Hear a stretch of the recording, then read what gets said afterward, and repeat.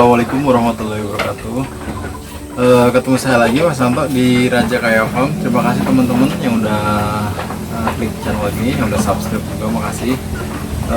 Sebelum saya mulai vlog ini, saya doain mudah-mudahan teman-teman dalam keadaan sehat semua, ternaknya juga sehat, keluarganya juga sehat, nggak kurang satu apapun. Jadi teman-teman, saya itu kemarin di telepon di WA saya sama salah satu subscriber saya. Jadi beliau nanya, Mas, saya itu punya domba, ya secara makannya juga udah maksimal, terus kandangnya juga udah bersih, tapi kenapa ya dombanya itu nggak bisa gemuk? Jadi dombanya itu kurus-kurus, nggak bisa gemuk maksimal. Nah, saya coba bantu jawab di sini. Mudah-mudahan beliau nonton, teman-teman juga mungkin punya case sama. Jadi satu pertanyaan mewakili teman-teman semua. Menurut saya, domba yang nggak bisa gemuk meskipun sudah mendapatkan makan dan maksimal, terus secara kandang juga nggak ada masalah. Mungkin ada beberapa penyebabnya sebenarnya kenapa domba itu nggak bisa gemuk. Yang pertama makanannya. Makanannya nutrisinya kurang. Mungkin secara kenyang. Jadi secara makanan itu kenyang. Ibarat orang itu makannya kenyang, tapi nggak jadi daging. Jadi penyerapannya kurang optimal. Jadi teman-teman harus mulai evaluasi makanannya itu memenuhi nutrisinya nggak, nutrisi yang dibutuhkan domba itu mencukupi nggak.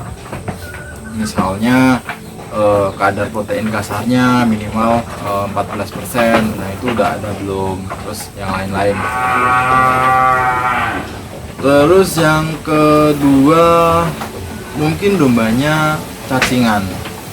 Cacingan itu juga bisa menyebabkan domba itu nggak bisa gemuk karena nutrisinya itu nggak bisa diserap maksimal. Jadi kalau misalnya lagi cacingan, teman-teman kasih makan sebanyak apapun, senutrisi apapun, memang domba itu nggak bisa gemuk.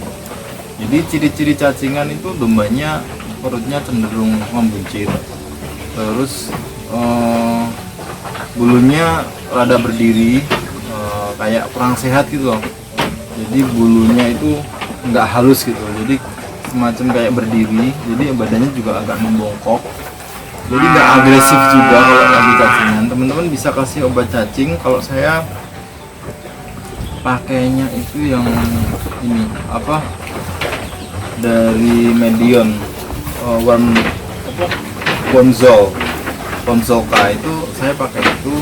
Biasanya yang kalau lagi cacingan itu saya kasih seminggu sekali sampai saya rasa iya itu udah sembuh cacingannya. Tapi kalau untuk perawatan biasa saya masangnya itu sebulan sekali. Terus kalau cacingan udah ternyata enggak, mungkin dari genetisnya. Bisa aja teman-teman. Jadi ada beberapa domba tertentu yang memang secara genetis itu jelek.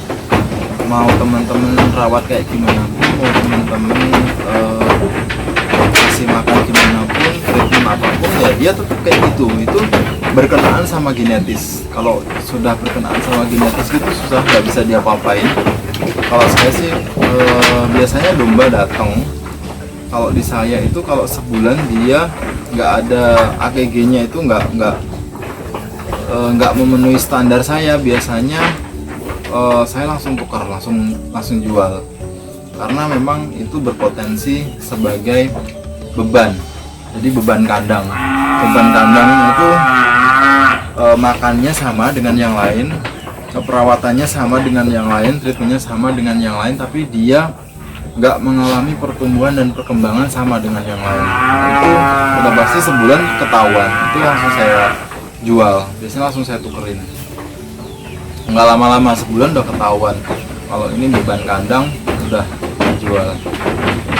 Terus kalau genetis udah biasanya kandang, kebersihan kandang itu ngaruh juga. Jadi kalau kandang teman-teman itu kotor, lembab, kambing stres, itu juga menyebabkan domba itu nggak mengalami pertumbuhan yang maksimal. Itu teman-teman harus mulai koreksi dari kebersihan kandangnya, terus dari kelembapannya, misalnya atapnya full SPS, nggak ada fibernya yang menyebabkan sinar matahari itu nggak masuk. Itu juga bisa ngaruh gitu. Karena semakin lembab itu sebenarnya adalah sumber penyakit, dan kalau dombanya penyakitan ya mustahil bisa gemuk. Setelah kandang ternyata enggak, mungkin dombanya stres itu bisa dari macam-macam. Mungkin di dalam kotak itu, misalnya kayak saya nih, dalam satu kotak itu ada beberapa domba, misalnya 4-5. Ada memang 1 atau 2 domba tuh yang berpotensi nggak bisa rese lah, nggak bisa akur sama yang lain. Jadi mau dia ditaruh dimanapun dia tuh cenderung rese, cenderung berantem, cenderung macam-macam. Jadi kalau domba setiap harinya itu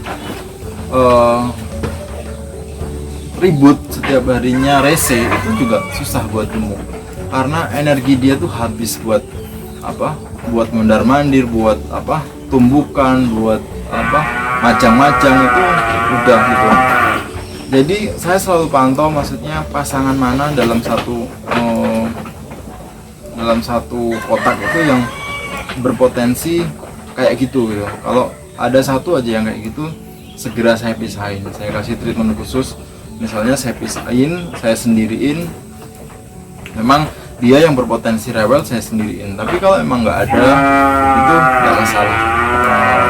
Domba dari pertama datang sampai dia keluar itu saya nggak pernah ganti pasangannya, kecuali yaitu dia berpotensi ribut.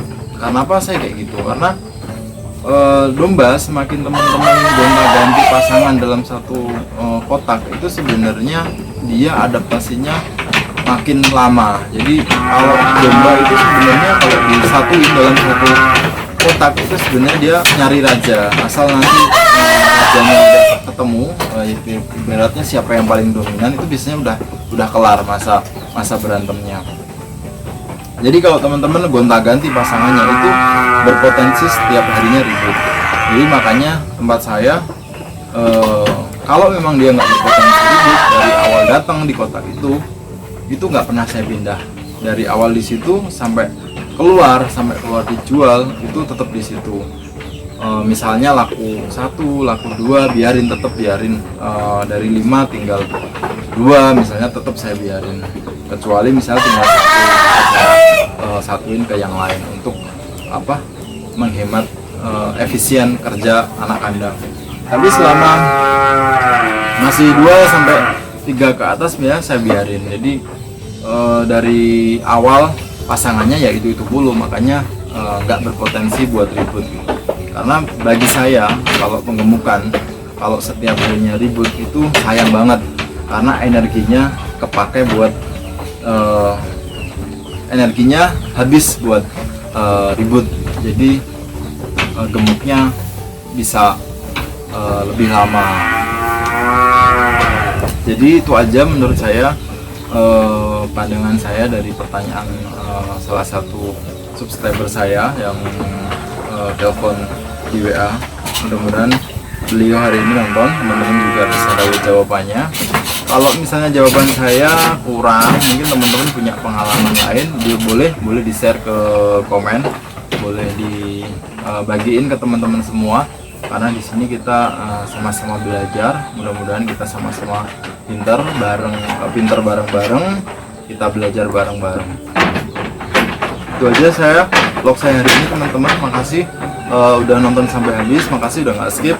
Mudah-mudahan kita ketemu lagi di video selanjutnya. Jangan lupa follow IG saya di Raja Kaya Farm, Facebooknya juga sama, TikToknya sama.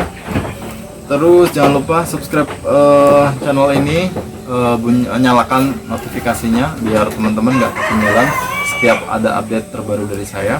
Makasih teman-teman. Wassalamualaikum warahmatullahi wabarakatuh.